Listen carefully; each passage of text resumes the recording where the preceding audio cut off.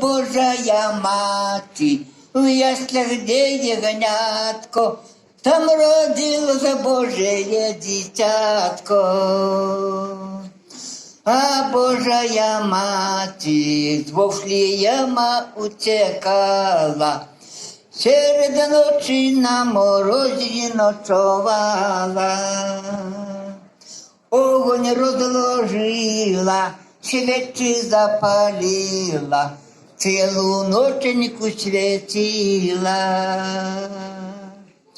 Три волфи з востока йшли, подарки младенцу Христу несли, шліма смін золото і несли.